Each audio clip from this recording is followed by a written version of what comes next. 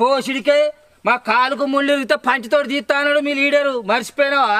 ఏ రావును కాక పిల్లలతోనే పా నేను ముళ్ళు తీస్తా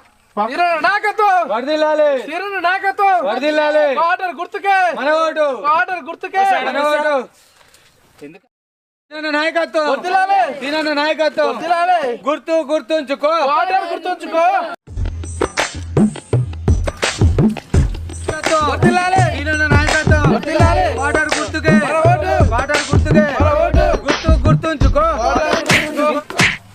నువ్వు వచ్చినప్పుడు పెట్టిన పొయ్యి మీద బియ్యం అది మాడి వాసన తండ్రి తెలుస్తలేదా? పోనాడు పోయి దింపి రాపో నడు.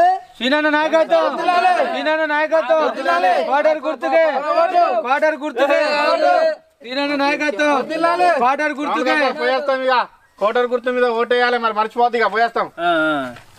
ఏడికి పోతాను ఇప్పుడే పని అయిపోయింది అనుకుంటానవా? పొద్దున కాంచి కడుపునంత గడగడ అంటాంది. నేను చెరువాయ పోయి కూర్చుంటా లోటలు నీళ్ళు పట్టుకుందా.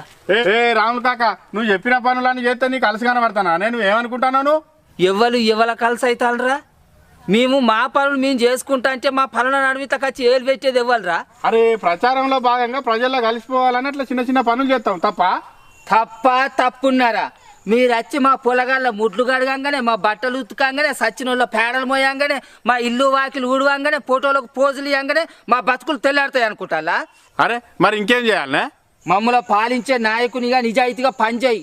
మాకచ్చే నిధులను నీ జోబులో దోచుకోకుండా మా కోసం ఖర్చు పెట్టు. మీరు నిజాయితీగా ఓటేసినప్పుడు నువ్వు చెప్పినవన్నీ సాధ్యమవుతాయి. ఎవరురా నిజాయితీగా ఓటేయండి? మీ ఇంటికి వచ్చి మేము అడిగినావురా? ఈ బీర్లు బిర్యానీలు కోటర్ సీసాలు ఓటుకు నోటు అలవాటు చేసింది ఎవరురా? మీ నాయకులు కాదా? మమ్మల్ని వచ్చి అంటారా?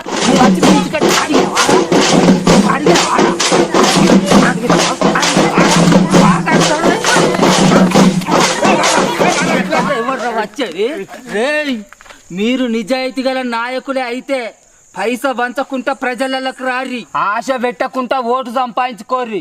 ప్రచారాలకు ఆర్భాటాలకు కోట్లు ఖర్చు పెట్టి మాకు రావాల్సిన కోట్ల నిధులను మీ జేబులకు తోసుకోకుర్రి.